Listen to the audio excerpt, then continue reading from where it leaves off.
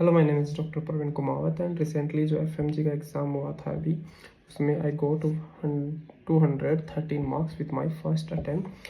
तो basically as I said कि मैं मेरी जर्नी जो थी एफएमजी की उसके रिगार्डिंग ये वीडियो बनाऊंगा। तो सबसे पहले अपन बेसिक से शुरू करते हैं कि इंट्रोडक्शन कि what is my preparation timeline, कब मैंने प्रिपरेशन मेरी स्टार्ट करी थी, क्या रिसोर्सेज मैंने यूटिलाइज़ किए थे, क्या स्टडी शेड्यूल था मेरा, क्या क्वेश्चन बैंक अप्रोच थी। क्योंकि अगर आपके रिसोर्स सही रहेंगे, क्वेश्चन बैंक अप्रोच रहेगी, तो आपके मार्क्स ऑटोमेटिकली इंक्रीज हो जाएंगे। ठीक है, तो बेसिकली इस वीडियो में अपन वही चीज़ें फोकस करेंगे कि क्या इसमें मेरे रिसोर्सेज थे, क्या स्टडी शेड्यूल था, क्या क्वेश्चन बैंक अप्रोच थी, कब मेरी प्रिपरेशन स्टार्ट हुई थी, ताकि आपको बेसिक आइडिया लग सके कि how the FMG preparation goes.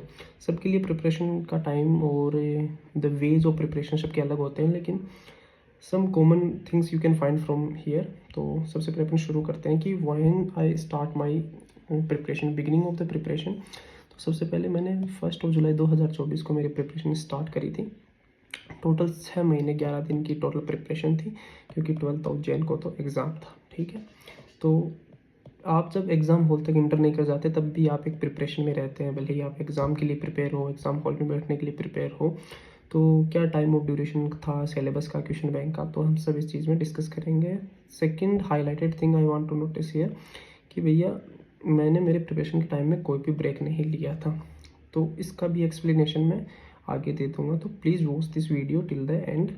ठीक है, तो सबसे पहले स्टार्ट करते हैं सोर्स ऑफ स्टडी की मेरे सोर्सेज क्या रहे थे जब मैंने तैयारी करी थी। तो सबसे पहले मैं ये बता दूँ, मैंने ऑनलाइन ही प्रिपरेशन स्टार्ट करी थी। ठीक है, ऑनलाइन प्रिपरेशन करी थी, और ऑनलाइन के अंदर मेरे क्या रिसोर्सेज रहे थे, तो हम उसी के बारे में सबसे पहले बेसिकली डिस्कस करते हैं। मेजरली मेरे 4 सोर्स रहे थे। ठीक है, 4 सोर्स रहे थे। तो फर्स्ट ऑफ ऑल प्रिपलेडर, क्योंकि मैंने मेरी कॉलेज लाइफ में प्रिपलेडर से प्रिपरेशन स्टार्ट करी थी। प्रिपलेडर से मैंने टोटल 11 सब्जेक्ट किए थे और टोटल 191 मार्क्स का कंटेंट मैंने किया था।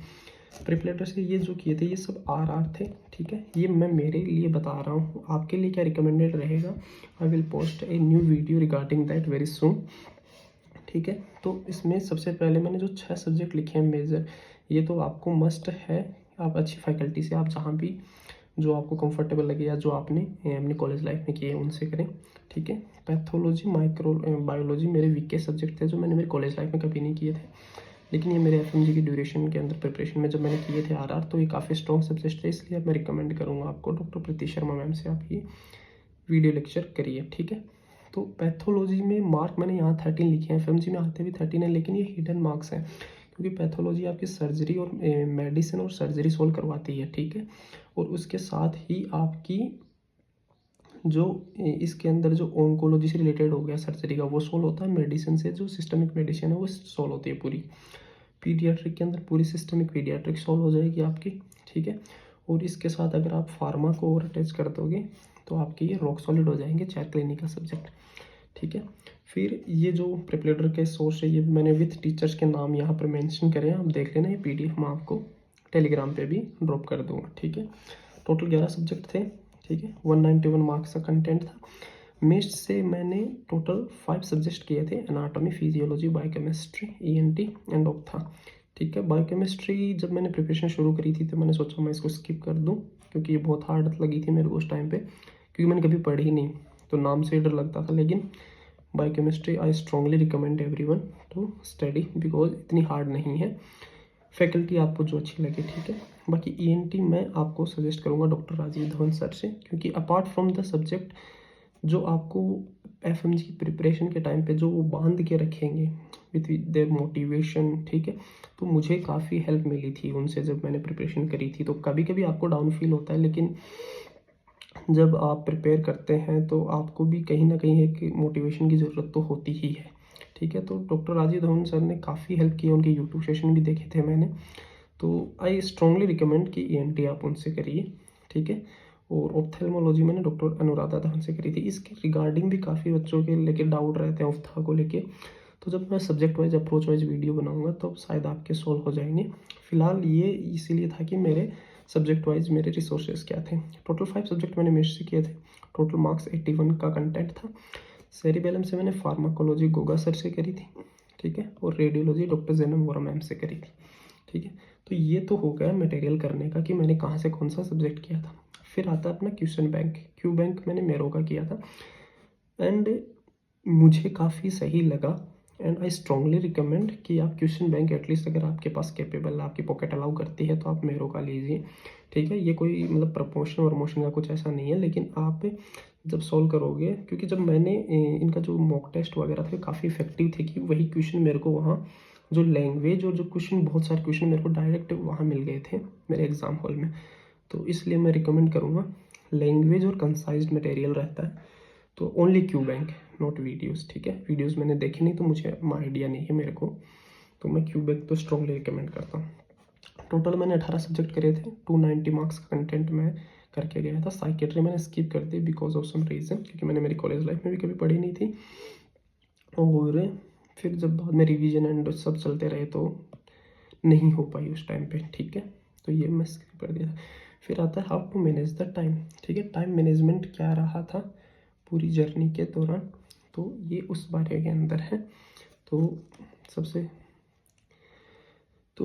सबसे लाइक मेरा इसके अंदर मेरे 6 सेशन रहा करते थे। ठीक है, पहला सेशन मॉर्निंग का 1 घंटे का, फिर दूसरा सेशन इसमें आप पढ़ लेना, दूसरा सेशन 4.5 घंटे का, तीसरा 2.5 घंटे का, चौथा सेशन सिर्फ 2.25 घंटे का, फिर 5वां सेशन जो सबसे इंपॉर्टेंट मैंने यहाँ हाईलाइट किया है उसके बारे में अपन बात करेंगे। फिर जो 6वां सेशन था वो रात के टाइम तक रहता था, 9 से लेकर 12 तक, 3 घंटे का ही रहता था। Total duration of the study कितनी थी? 14 घंटे थी मेरी, प्लस 10 मिनट और ये कि इवनिंग सेशन। अभी इवनिंग सेशन क्या था, ये 10 मिनट क्या थी, इसके बारे में मैं बहुत ज़्यादा फोकस करूँगा, क्योंकि यही था आई थिंक जो मैं आज भी बोलूँगा, जो चीज़ें याद रखने में मदद की थी मेरी, और ये सब था। अब इवनिंग सेशन का मतलब ये है कि सबसे पहले तो आपको जो 2 सब्जेक्ट मान लो आपके कंप्लीट हो गए, तो रोज़ शाम को 1 घंटा आपको उन सब्जेक्टों के एमसीक्यू करने हैं। 25 ले लो, 50 एमसीक्यू आपको दोनों सब्जेक्टों के करने हैं। वो अप्रोच कैसी है वो मैं आगे डिस्कस कर दूंगा। तो इवनिंग सेशन का अगर मतलब यही है, आपको इवनिंग में या जब भी आपके पास 1 घंटा हो वो रोज़ करने हैं आपको। ठीक है, नंबर आप अपने हिसाब से जितना टाइम अगर आपके पास एक्स्ट्रा है तो आप 100 तक जा सकते हैं। फिर आप ब्रेकफास्ट करते हैं, लंच करते हैं, डिनर करते हैं, 10 मिनट। इन 10 मिनट में मानो आज आपकी एनाटॉमी चल रही है। ठीक है, आपको एनाटॉमी पढ़ा रही है मैडम।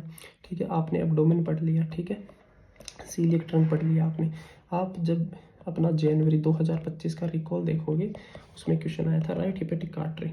ठीक है, राइट हिपेटिक आर्टरी से ब्रांच जो अराइज करती है वो सिस्टिक आर्टरी होती है, जो एफएमजी का क्वेश्चन था। तो वो आप रिकॉल में देखोगे तो आप बोलोगे यार ये सिस्टिक आर्टरी कहाँ पढ़ाई थी। जब आप अपने नोट्स में जाके मैच करोगे तो वहाँ लिखा रहेगा कि राइट हिपेटिक आर्टरी से सिस्टिक आर्टरी अराइज करती है। तो आपको तुरंत पता लग गया रिकॉल देख के कि हाँ ये क्वेश्चन PYQ है, ये रिसेंटली पूछा गया है। आप अपने नोट्स में जाएंगे और वहाँ पर इस चीज़ को मेंशन करेंगे कि हाँ ये PYQ है। तो ये अप्रोच आपको ब्रेकफास्ट, लंच और डिनर में अप्लाई करनी है। ठीक है, आप अपना वीडियो लगा लीजिए यूट्यूब पे, रिकॉल पढ़े हैं सब टीचर्स के। ठीक है, तो जब आप सारे सब्जेक्टों के लिख लेंगे तब आप रिवाइज करेंगे, तो आपको कहीं भी इधर उधर जाने की ज़रूरत नहीं कि रिसेंट MCQ था क्या था, नीट का क्या था, एम्स का क्या था। ठीक है, तो ये चीज़ें हो गई। इवनिंग सेशन मैंने आपको बता दिया, उसकी फ़ोटो मैं आपको आगे शेयर कर दूँगा। ठीक है, स्ट्रेस मैनेजमेंट के लिए देखो, मेरी कॉलेज लाइफ से एक अच्छी हैबिट थी कि मैं जिम जाता था। तो लाइक वही चीज़ मैंने अब इतना टाइम तो मिला नहीं है FMG की प्रिपरेशन के टाइम पे, तो मैंने उस चीज़ को लाइक 15 से 20 मिनट करती थी। तो उसकी वजह से जो दिन भर में जो मेंटल फटीग आता था उसमें रिलीफ मिल जाता था काफ़ी। ठीक है, तो उसमें रिलीफ मिलने के बाद जो आगे आने वाले 4-5 घंटे थे इवनिंग के, उसमें कंसंट्रेशन में कर पाता था अच्छे से। और ये वर्कआउट 15-20 मिनट मेरी क्वालिटी ऑफ स्लीप को इंक्रीज़ कर देता था। उसकी वजह से I feel better till the next morning. ठीक है, तो आई रिकमेंड कि आप, मैं सबको रिकमेंड नहीं करूँगा जिम जाओ, क्योंकि भाई पहले दिन जाना शुरू कर दोगे आप तो थक जाओगे। अगर आप हैबिचुअल नहीं हो तो आप जनरली सिंपल वॉक करिए, अपने रूम में स्क्वाट्स वॉक्स लगा लिए, मेडिटेशन कर सकते हैं, काफ़ी इफेक्टिव मेथड है। ठीक है, फिर अपन आगे बात करते हैं MCQ के बारे में। ठीक है, तो जैसे मैंने आज मानो एनाटॉमी पढ़ ली। ठीक है, एनाटॉमी पढ़ ली, इवनिंग सेशन अलग है, इवनिंग सेशन अलग रहेगा जैसे आप दिन भर में कुछ भी पढ़ रहे हो। ठीक है, जैसे मैंने एनाटॉमी पढ़ ली तो मैंने एनाटॉमी का मॉड्यूल खोला, एनाटॉमी की मैंने क्वेश्चन सॉल्व कर लिया, या फिजियो पढ़ रहा हूँ तो मैं फिजियो के कर ली। सारे एक साथ नहीं करने, मैंने एक चैप्टर पढ़ा इस बायोकेमिस्ट्री में, उस चैप्टर का मॉड्यूल सोल्व कर लिया। जो क्वेश्चन गलत हुए मैंने मेरे नोट्स में लिखे, एक्सप्लेनेशन पढ़ी, आगे बढ़ गया, याद किया, याद करने के बाद मैंने एक्सप्लेनेशन पढ़ी। ठीक है, तो उस हिसाब से ये चीज़ें आपको करनी है, ठीक है। तो मैंने मेरे 1 जुलाई को प्रिपरेशन शुरू करी थी, 4 जुलाई से मैंने मेरे मॉड्यूल करना शुरू कर दिए थे। टोटल 519 मॉड्यूल किए थे, तो मेरे को लगे थे 3.5 महीने, ठीक है। 3.5 में जुलाई, अगस्त और सितंबर और अक्टूबर 14 को मेरा सिलेबस ऑलमोस्ट कंप्लीट हो गया था, ठीक है। तो ये अप्रोच क्या है, अप्रोच याद करने की है। आपने वीडियो लेक्चर देखा, ठीक है, वीडियो लेक्चर देखा आपने, वीडियो लेक्चर देखने के बाद अपने नोट्स खोलिए, उनको रटना शुरू करिए, उनको समझिए, नहीं रटा जाता तो लिख के याद करिए, बोल बोल के याद करिए। याद होते ही आप अपना मॉड्यूल खोलिए, मॉड्यूल खोल के वो मॉड्यूल सॉल्व करिए, जो क्वेश्चन नहीं है उनके अंदर मेंशन करिए, ठीक है। वही सेम चीज़ें मैंने की थी, फिर आगे बढ़िए, ठीक है। तो अब MCQ सॉल्व कर लेते हैं, तो वो चीज़ें अच्छे से याद हो जाती हैं आपको, ठीक है। तो ये चीज़ मैंने कॉपी पेस्ट 3 महीने तक करी थी, 3.5 मंथ, 3.5 महीने तक। फिर उसके बाद में GTs आते हैं। अब जो मैं बता रहा हूँ, तो ये मेथड इतना इफेक्टिव था, तो आप ये दे सकते हैं मेरे GT का पहला स्कोर 178 था, ठीक है। तो ये जो मैं बता रहा हूँ, कोई ये ऐसे रैंडम मेथड नहीं है, ठीक है। ये इतना इफेक्टिव था कि मेरे पहले ही GT में 178 मार्क्स थे, ठीक है। तो ये आपको रोज़ करना है, इवनिंग सेशन प्लस 10 मिनट वाला, ठीक है। तो इससे आपकी अप्रोच अच्छी हो जाएगी। सेकंड GT में मेरे 179 थे, थर्ड में मेरे 184 थे, फोर्थ मेरे 215 और मॉक टेस्ट में मेरे 230 थे। ये सिर्फ 5 GT मैंने दिए थे, इसके अलावा मैंने कोई भी और GT नहीं दिया था, ठीक है। तो फिर इसके अंदर GT के अनुसार जो सब्जेक्ट टेस्ट चलते हैं हर साल, वो सब्जेक्ट टेस्ट दिए थे मैंने सारे जितने हुए थे, ठीक है। ये सब्जेक्ट टेस्ट का स्कोर था मेरा।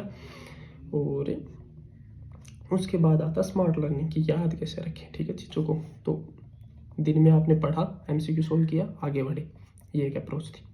दूसरी अप्रोच जो इवनिंग सेशन में 10 बार बोल चुका हूँ, वो क्या है कि जैसे मेरा मान लो अक्टूबर 6, मतलब उससे पहले मेरे इतने सब्जेक्ट मान लो हो रखे थे, ठीक है। तो मैंने सर्जरी, पैथो, माइक्रो फार्मा के 50 का कस्टम मॉड्यूल बनाया और मैंने वो सोल्व किया, ठीक है। सोल्व करने के बाद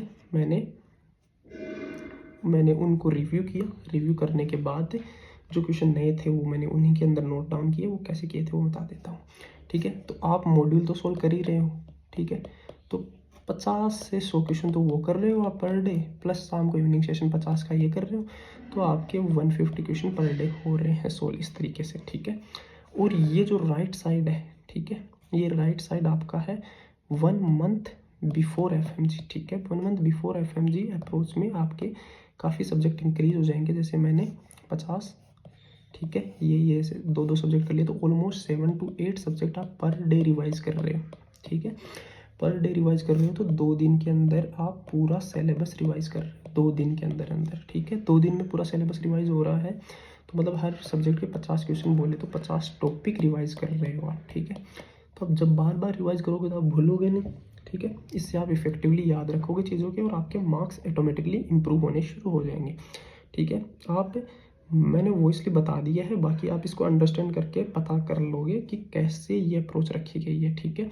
इसमें हमेशा ऊपर एक सिंगल सब्जेक्ट रहेगा, बाकी मल्टीपल सब्जेक्ट रहेंगे। सिंगल सब्जेक्ट इसलिए रहेगा क्योंकि ये सब्जेक्ट मैंने उसी दिन रिवाइज किया, तो इसके मैं सबसे ज़्यादा क्वेश्चन करूँगा। जैसे मैंने इसके 50 क्वेश्चन करे, मोड अलग लगा सकते हो आप, GT मोड लगा सकते हो, नीट लगा सकते हो, FMG लगा सकते हो रिसेंटली, वो आगे अपन डिस्कस कर लेंगे, ठीक है। ये बेसिकली माई जर्नी थी, इसलिए मैंने, तो इसके लिए मैंने एक एग्जाम्पल भी लिखा। जैसे 1 जनवरी से लेकर 10 जनवरी तक आपने 2 सब्जेक्ट कंप्लीट कर लिए। आपको इवनिंग सेशन में करना कुछ नहीं है, कस्टम मॉड्यूल बनाना है, उन 2 सब्जेक्टों के 25-25 MCQ, 50 MCQ करने हैं, उनको सोल्व करना है, रिव्यू करना है, राइट करना है, नोट्स के अंदर टैग लगाना है, क्या वो PYQ थे, क्या वो नीट के थे, क्या वो MS के थे।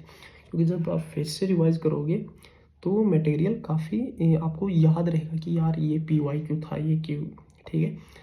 तो इस हिसाब से फॉर एग्जांपल मैंने यहाँ लिखा है, ये अपना इस बार FMG का क्वेश्चन था, ठीक है। 0.5 से 3 माइक्रोन, एक जो न्यूमोकोनियोसिस अपन पढ़ते हैं जिसमें अगर मोस्ट डेंजरस पार्टिकल की साइज पूछी थी इस बार, 0.5 से 3 माइक्रोन, ये मैंने पहले ही क्वेश्चन लगा रखा था। तो मैंने क्वेश्चन सोल्व किया, मैंने क्वेश्चन लगाया। जब मैंने वापस रिवाइज किया, जब मेरा 3rd रिवीजन था, जब मेरा 4th रिवीजन था, तो मैंने यहाँ क्वेश्चन देख के मैंने सोच लिया, हाँ यहाँ क्वेश्चन लगाया, इसको मैं अच्छे से पढ़ लेता हूँ, मेरा लास्ट रिवीजन चल रहा है अभी, तो मैं इसको अच्छे से पढ़ के गया, यही मेरा FMG में क्वेश्चन आ गया। सेम लाइक आपको ये चीज़ें अपन को कॉपी पेस्ट करनी है। जैसे जुलाई, जैसे मैंने जो जिस ईयर में एग्ज़ाम दिया था उससे एक सेशन पहले जो एग्ज़ाम हुआ था उसमें बॉम्बे ब्लड ग्रुप के बारे में पूछा था। तो हमें पता है ये adhesion defect sialyl Lewis action है, लेकिन बॉम्बे ब्लड ग्रुप को रिप्रेजेंट कैसे करते हैं, OH से रिप्रेजेंट करते हैं। जो ये मेरे नोट्स में मेंशन नहीं थी, मैंने पुराने नोट से किया था 5.0 से। तो मैंने यहाँ ऊपर आके एक सिंपल सा FMG का मार्क लगाया और लिख दिया बॉम्बे ब्लड ग्रुप के अंदर OH से रिप्रेजेंट करते हैं, ठीक है। तीसरा एग्जाम्पल देखिए आप, ठीक है। Most common preventable cause of the mental retardation is the congenital hyperthyroidism, ठीक है, हाइपोथायरॉयडिज्म। तो ये डायरेक्ट मैंने एक तरह का वन लाइनर था, एक तरह का PYQ था, तो मैंने यहाँ लिख दिया, ठीक है। हाइपरथायरॉयडिज्म में अपन को पता है फर्स्ट ट्राइमेस्टर सेकंड ट्राइमेस्टर में प्रोपाथायरॉयड मेथमेजोल, ये 2 ड्रग के बारे में। तो सिंपली मैंने ये लिख दिया, ठीक है। तो ये चीज़ें ऐसे ही इस तरह से अपन को इनको करना है, ठीक है। तो बेसिकली इन फोटोज़ को लगाने का मतलब यही था कि आपको अप्रोच कैसे रखनी है अपने नोट्स के रिगार्डिंग, ठीक है।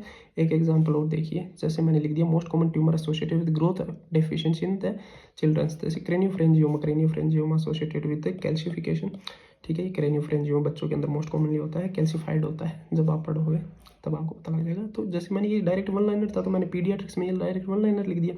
पैथो में ऑब्वियसली लिखा है, पैथो वाले सर ने लिखा है, मैडम ने लिखा है, मेडिसिन वाले सर ने लिखा है, लेकिन पीडियाट्रिक्स में ये लिखा हुआ नहीं था। तो मैंने पीडियाट्रिक्स के जब PYQ सोल्व किए थे तो यहाँ लिख लिया।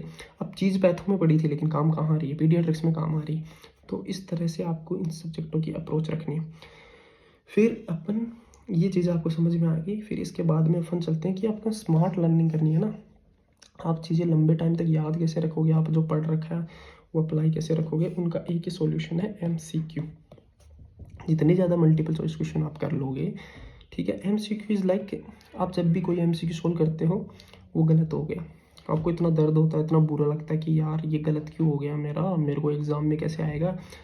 तो वो इतना हिट करेगा आपको कि यार ये गलत नहीं होना चाहिए। आपको वो टॉपिक, वो MCQ और उससे रिगार्डिंग जो थ्योरी है वो याद हो जाएगी।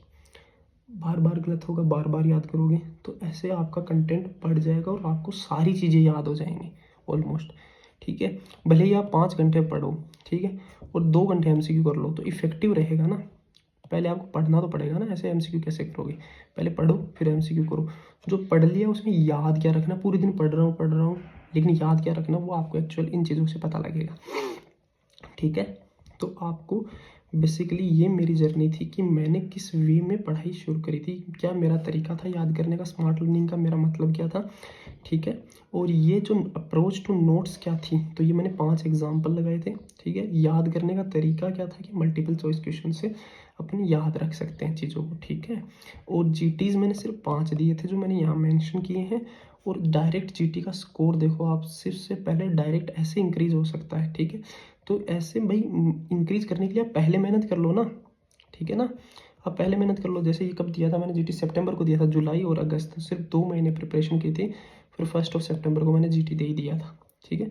तो ये नंबर बढ़ेंगे कैसे, ठीक है। ये नंबर बढ़ने के लिए ये वाले फॉर्मूले बताए मैंने आपको, ठीक है। आप ये मॉड्यूल सोल्व करिए साथ साथ, और उसके बाद आप अपने सब्जेक्ट वाइज अप्रोच रखिए और आपको साथ इवनिंग सेशन करते रहिए, ठीक है। तो आपके नंबर ऑटोमेटिकली इंक्रीज होना शुरू हो जाएंगे, ठीक है। स्ट्रेस रिलीफ के लिए सब के पास अलग अलग है। मेडिटेशन कर सकते हो आप, थोड़ी जॉगिंग कर सकते हो, जिम जाते होगे तो आप 15-20 मिनट जिम भी चले जाओ, ठीक है। और ये था मेरा time management. First of all ये बता दूं कि मेरा कोई भी सिंगल ब्रेक नहीं था। एक था हाफ डे का ब्रेक जिस दिन मैंने FMG का फॉर्म भरा था, और सेकंड ब्रेक था मेरा जिस दिन दिवाली थी, तो मैंने इवनिंग में पढ़ाई नहीं की थी शाम को, लेकिन मैं MCQ करके सोया था, ठीक है। नंबर ऑफ आवर्स स्टडी मेरे 14 घंटे थे जो फिक्स थे रोज। लाइक जो मैंने 6 मंथ प्रिपरेशन करी थी उसमें 10 घंटे मिनिमम थे, और मेरे पीक टाइम तक मैं 16 आवर तक चला गया था, ठीक है। आप पहले दिन नहीं कर पाओगे तो इसलिए आप थोड़ा शुरू करिए अपना ड्यूरेशन, ठीक है। और फिर ये 4 मेरे मेजर सोर्स थे, ठीक है। अब रही बात RR कोचिंग ये सब का, देखो वीडियो अलग बनाना पड़ेगा।